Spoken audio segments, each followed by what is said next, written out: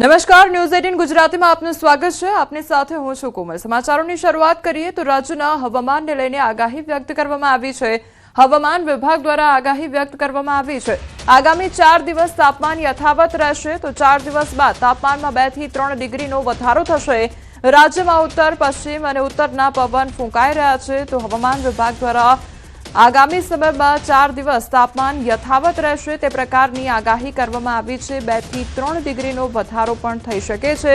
તો આ તરફ ઉત્તર પશ્ચિમ અને ઉત્તરના પવન ફૂંકાઈ રહ્યા છે। अगर वर्तमान कंडीशंस की बात करें तो अभी कोई विशेष वेदर सिस्टम नहीं है और जो निचले स्तरों पे उत्तर पश्चिमी से उत्तरी हवाएं चल रही हैं और कोस्टल की बात करें तो वहाँ भी उत्तर पश्चिमी से उत्तरी हवाएं हैं।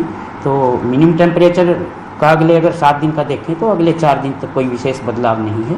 उसके बाद उत्तरोत्तर 2 से 3 डिग्री सेल्सियस की वृद्धि है मिनिमम टेम्परेचर में और मौसम आमतौर पे 7 दिन तक खुश्क रहेगा। तो राज्यમાં ફરી માવઠાની આશંકા વ્યક્ત કરવામાં આવી છે। 19 ફેબ્રુઆરી સુધીમાં માવઠાની શક્યતા સેવાઈ રહી છે। હવામાન નિષ્ણાંત અથિયા શેટ્ટીનું અનુમાન સામે આવ્યું છે। ઉત્તર ગુજરાતમાં માવઠાની સંભાવના છે। કચ્છ સૌરાષ્ટ્રમાં ધુમ્મસની આગાહી કરવામાં આવી છે।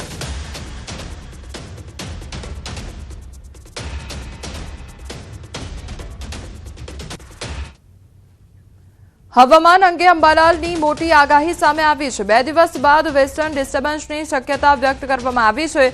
17 અને 18 તારીખે હળવો વેસ્ટર્ન ડિસ્ટર્બન્સ ત્યારે 25 થી 28 તારીખ દરમિયાન ગુજરાતમાં અસર વર્તાશે। દક્ષિણ ગુજરાતના ભાગો આહવા, વલસાડ, નવસારી અને સુરતના ભાગોમાં અસર થવાની શક્યતા વ્યક્ત કરવામાં આવી છે।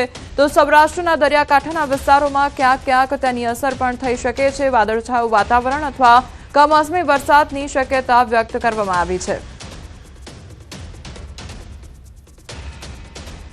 હવે આ વખતે ઠંડીનો રાઉન્ડ આવવાની શક્યતા ઓછી છે।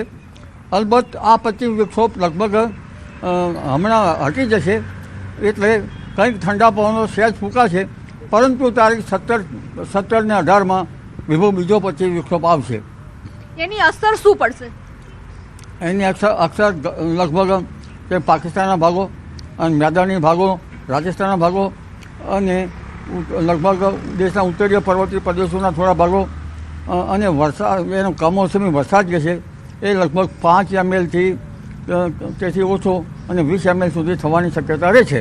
ગુજરાતના કયા વિસ્તારો પ્રભાવિત રહેશે? આમાં ગુજરાતના વિસ્તારો પ્રભાવિત થવાની શક્યતા જોવા જઈએ તો ગુજરાતમાં વાદળવાયુ આવવાની શક્યતા રહેશે અને આ ઉપરાંત અરબ સાગરનો ભેજ જે છે એ તારીખ 24 બાદ 24, 26, 27, 28 કે આ માસના અંત સુધીમાં અને માર્ચની શરૂઆત સુધીમાં હવામાનમાં પડતા આવ્યા જ કરશે। ઠંડી તો જ્યારે પશ્ચિમ વિક્ષોભ જતો રહે ત્યારે થોડી સહેજ ઠંડી આવતી હોય છે, પણ હવે તો લગભગ ફેબ્રુઆરીમાં કોઈ ભાગમાં મહત્તમ તાપમાન 37 ડિગ્રી સેલ્સિયસ જેવું થઈ જવાની શક્યતા રહેશે।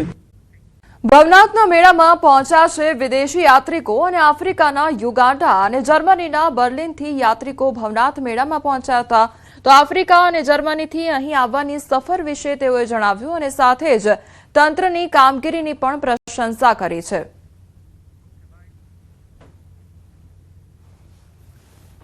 આપનું નામ જણાવજો। મારું નામ છે પરેશ મહેતા અને હું યુગાન્ડા ઈસ્ટ આફ્રિકાથી આવું છું અને ત્યાં સનાતન ધર્મ મંડળના ટ્રસ્ટી તરીકે સેવા આપું છું અને આપણા ભારતીય સમુદાયના એક્ટિંગ પ્રમુખ તરીકે પણ સેવા આપું છું। આપણો ભારતીય અને ખાસ કરીને ગુજરાતી સમાજ ઈસ્ટ આફ્રિકામાં 130 વર્ષ થયા છે। આપણા સનાતન ધર્મની સ્થાપના થઈ યુગાન્ડામાં 101 વર્ષ થયા અને એના મૂળ પાયામાં એ આપણા ગુજરાતીઓનો સમાવેશ। મહાશિવરાત્રિના પાવન પર્વે ઠેર ઠેર શિવાલયો ભક્તોથી ઉભરાઈ રહ્યા છે। વહેલી સવારથી જ ભક્તોનો હર હર ભોલેનો નાદ સાથે મંદિરોમાં અવાજ ગુંજી રહ્યો છે, ત્યારે મોટી સંખ્યામાં ભક્તો શિવ દર્શન માટે ઉમટતા અરવલ્લી જિલ્લાના શિવાલયોમાં માનવ મહેરામણ ઉમટી રહ્યો છે। ખાસ કરીને મોડાસા ખાતે આવેલા સ્વયંભૂ ગેબીનાથ મહાદેવ મંદિર, ભિલોડાના જૂના ભવનાથ મંદિર, કોલીખડ ગામે આવેલા કેદારનાથ મંદિરે વહેલી સવારથી મોટી સંખ્યામાં શિવભક્તો ભગવાન ભોલેનાથના દર્શને ઉમટ્યા હતા। શિવરાત્રી નિમિત્તે ગેબીનાથ મહાદેવ મંદિર અને જૂના ભવનાથ મંદિરે મોટા મેળા પણ ભરવામાં આવ્યા હતા, તો જેનો લોકોએ લાભ પણ લીધો છે।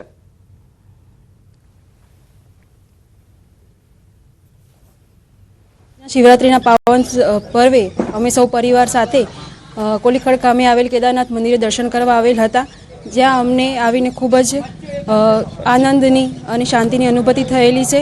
અવારનવાર અહીંયા ભવનાથ દાદાના દર્શન કરવા માટે અમે આવતા હોઈએ છીએ, પણ આજે એક અનેરો લાવો હતો મહાશિવરાત્રિનો, એટલે આજે ખાસ ભગવાનના દર્શન કરવા આવ્યા છીએ.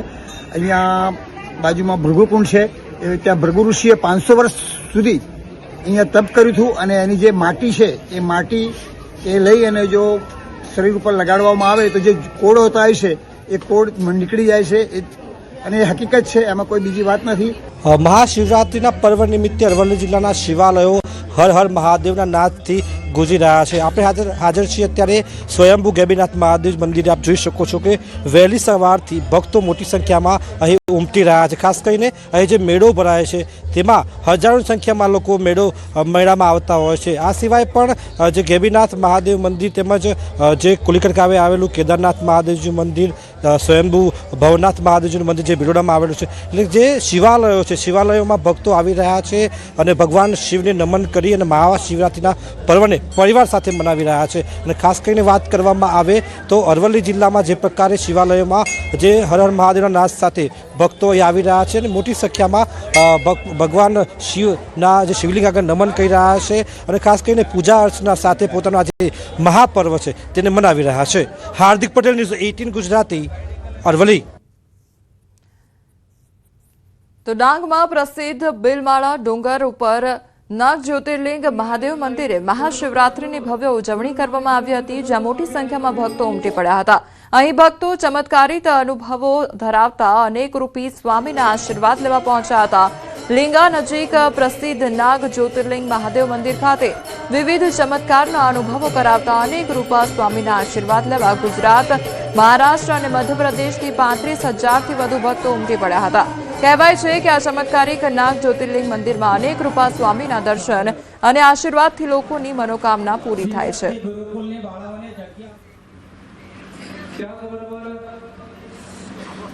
શિવશક્તિના દર્શન કરવા માટે આજે ડાંગ, ગુજરાત, મહારાષ્ટ્ર, રાજસ્થાન, MP દેશભરમાંથી લાખો ભાવિક ભક્તો અહીં દર્શન માટે ઉમટી પડ્યા છે. અહીં ખરેખર ભગવાન શિવશક્તિના દર્શન કરી ધન્યતા અનુભવી છે. અહીં અઠવાડિયાના 3 દિવસમાં દર રવિવારે, સોમવારે અને મંગળવારે ગુજરાત, મહારાષ્ટ્ર અને રાજસ્થાન કે અન્ય રાજ્યોમાંથી खूब भाविक भक्तों અહીં દર 3 દિવસ આવે છે. महाराष्ट्र से हम यहाँ पे आते हैं. यह भूमि पवित्र भूमि गुजरात राज्य में बिलमाड़ तुलसीगढ़, इस भूमि को जो शक्ति प्रदान हुई है भगवान शिव जी और माता पार्वती, अर्धनारीश्वर भगवंत की कृपा, परम पूज्य संत स्वामी अनेक रूपी जी महाराज, इनको इस पवित्र भूमि में जो माता पार्वती और शिव जी इनका साक्षात्कार हुआ है. ये महाशिवरात्रि के पर्व काल पर जो भाविक भक्त आते हैं वही सब भाविक भक्तों का एक्सपीरियंस है, अनुभव है, अनुभूति है कि स्वामी जी पर जो विश्वास रखते हैं, स्वामी जी पर जो श्रद्धा रखते हैं, मुराद जो शिव और पार्वती है वो शिव पार्वती श्रद्धा विश्वास स्वरूपिणी है. મહાશિવરાત્રિના પાવન અવસર પર દ્વારકાના નાગેશ્વર જ્યોતિર્લિંગ પર વહેલી સવારથી જ શિવ ભક્તોની ભારે ભીડ ઉમટી પડી હતી. શિવરાત્રિના દિવસે ખાસ 4 પ્રહરની પૂજાનું આયોજન કરાયું હતું અને વિશેષ મહાઆરતીનું આયોજન પણ કરવામાં આવ્યું હતું. દર્શનાર્થે આવતા હજારો લોકો માટે ફરાળ અને પ્રસાદની ખાસ વ્યવસ્થા કરવામાં આવી હતી. તેમજ પોલીસ પ્રશાસન અને સ્વયંસેવકોના સહયોગથી લાંબી કતારોમાં ઉભેલા હજારો શ્રદ્ધાળુઓએ શાંતિપૂર્ણ રીતે દર્શન કર્યા હતા. શિવાલયમાં ગુંજતા મંત્રોચ્ચાર અને ભક્તિમય वातावरणથી ભક્તોમાં એક અનોખો उत्साह જોવા મળ્યો હતો. यहाँ का मेन बात मैनेजमेंट इतना अच्छा है ना कि हमें मतलब प्रॉब्लम नहीं है. एक लाइन, एक सिस्टमेटिक की वजह से बहुत इजीली और अच्छे से दर्शन हुए. શિવરાત્રિ એટલે શિવનો મોટો દિવસ. આજે ભક્તોની ભીડ લાગેલી છે અને નાગેશ્વર ભગવાનની જે અનોખી જાતની પૂજા, અનોખી જાતની આરતી, અનોખી જાતની 4 મહાપૂજા રાખવામાં આવી છે. દ્વારકાના ખંભાળિયામાં મહાશિવરાત્રિના પાવન પર્વે 150 વર્ષ જૂની પરંપરા મુજબ ખામનાથ મહાદેવની ભવ્ય શોભાયાત્રા નીકળી હતી. આ યાત્રાની વિશેષતા એ છે કે તેમાં 200 કિલો ચાંદીની પાલખીમાં બિરાજમાન શિવ, પાર્વતી અને ગણેશજીની મૂર્તિઓને માત્ર ભૂદેવો જ પરંપરાગત ધોતી પીતાંબર પહેરીને ઉઘાડા પગે ઉપાડે છે. રંગમહેલ શાળા પાસેથી શાસ્ત્રોક્ત મંત્રોચ્ચાર સાથે શરૂ થઈ હતી આ શોભાયાત્રામાં ઢોલ નગારા, ભજન મંડળીઓ અને બમ બમ ભોલેના નાદ સાથે મોટી સંખ્યામાં શ્રદ્ધાળુઓ જોડાયા હતા, જે શહેરના મુખ્ય માર્ગો પર ફરીને ભક્તિમય માહોલમાં વણાંગી ખામનાથ મહાદેવ મંદિરે સંપન્ન થઈ હતી. પાલખીને આખા ખંભાળિયા ગામની અંદર મેન બજારોમાંથી વણાંગી કાઢવામાં આવે છે અને તે વણાંગીની વિશિષ્ટતા એ આવેલી છે કે આ પાલખી માત્ર ને માત્ર ભૂદેવ કે જે લોકો પાલખીને ઉપાડી શકે અને તેમને વહન કરી શકે અને એની અંદર ખાસ કે નીચે પગમાં કોઈ ચંપલ કે બૂટ કે પગરખા કોઈ જાતના નહીં અને ધોતિયું ફરજિયાત પહેરેલું હોવું જોઈએ.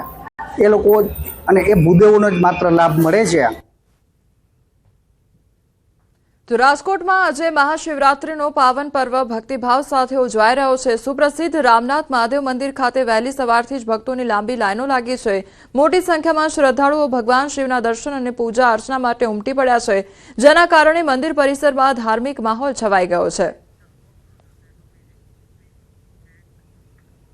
આજે શિવરાત્રીના મહાપર્વ નિમિત્તે રાજકોટ શહેરમાં હર હર મહાદેવનો નાદ ગુંજી રહ્યો છે. ત્યારે શહેરના ગ્રામ્ય દેવતા ગણાતા અને શહેરના સુપ્રસિદ્ધ રામનાથ મહાદેવના મંદિર ખાતે પણ હજારો ભક્તોની ભીડ છે તે ભગવાન શિવના દર્શન કરવા માટે જે છે એ ઉમટી પડી છે. વહેલી સવારથી ભક્તો છે તે જે રાજકોટમાં રામનાથ મહાદેવના દર્શન કરવા માટે લાઈનમાં ઊભા છે. આપ જ્યાં નજર પડશે ત્યાં ભક્તો જે છે એ જોવા મળશે. કહી શકાય કે જે શહેરના સુપ્રસિદ્ધ આજે રામનાથ મહાદેવનું મંદિર છે તે સ્વયંભૂ છે અને શહેર રાજકોટ શહેરની સ્થાપના પહેલાનું આ મંદિર માનવામાં આવે છે. આપણી સાથે અહીં કેટલાક લોકો છે. ભાઈ, ક્યારથી લાઈનમાં ઊભા છો અને આજે શિવરાત્રીનો મહાપર્વ છે, શું કહેશો? શિવરાત્રીનો મહાપર્વ એક બહુ મોટી વાત છે. દર મહિને શિવરાત્રી આવતી જ હોય છે, પણ આ મહાશિવરાત્રી છે, એક આનંદની વાત છે. અને આજે ક્યારથી લાઈનમાં ઊભા છો? ના, અડધો પોણો કલાકથી આ લાઈન છે. વ્યવસ્થા બહુ વ્યવસ્થિત છે, સિંગલ લાઈન છે. થોડીક વાર લાગશે. રામનાથ મહાદેવ તો રાજકોટના રાજા કહેવાય, એમાં કાંઈ ન ઘટે. ખૂબ આનંદ થાય છે રામનાથ દાદાને દર્શન કરીને. બહુ દૂરથી અમે આવેલા છીએ, દાદાની કૃપા. બીજા ગામેથી આવેલા છીએ. દર શિવરાત્રી. આજે ક્યારથી લાઈનમાં ઊભા હતા અને કેવો માહોલ છે? આજે ખૂબ માહોલ છે, ભક્તોની ખૂબ જ ભીડ છે. લાઈન તો ખૂબ જ શ્રદ્ધા છે. લોકો પણ જે છે વહેલી સવારથી લાઈનમાં ઊભા રહી અને ભગવાન જે રામનાથ મહાદેવ છે તેમના દર્શન કરી રહ્યા છે. એક અનોખો ભક્તિ અને ભક્તિ જો માહોલ જે છે રાજકોટ ખાતે જોવા મળી રહ્યો છે. હાર્દિક જોશી, ન્યૂઝ 18 ગુજરાતી, રાજકોટ. અમદાવાદના આનંદનગરમાં ચંદ્રમૌલેશ્વર મહાદેવ મંદિરમાં વિશેષ દર્શનનું આયોજન કરવામાં આવ્યું. શિવરાત્રી નિમિત્તે વિશેષ આરતી, રુદ્રાભિષેક તેમજ પ્રસાદનું કરાયું આયોજન. ભક્તોએ દર્શન કરી ધન્યતા અનુભવી છે. તો અમદાવાદના દ્રશ્યો સામે આવ્યા છે કે જ્યાં મહાશિવરાત્રીનો પાવન પર્વ ઉજવાઈ રહ્યો છે. ચંદ્રમૌલેશ્વર મહાદેવ મંદિરના દ્રશ્યો સામે આવ્યા છે.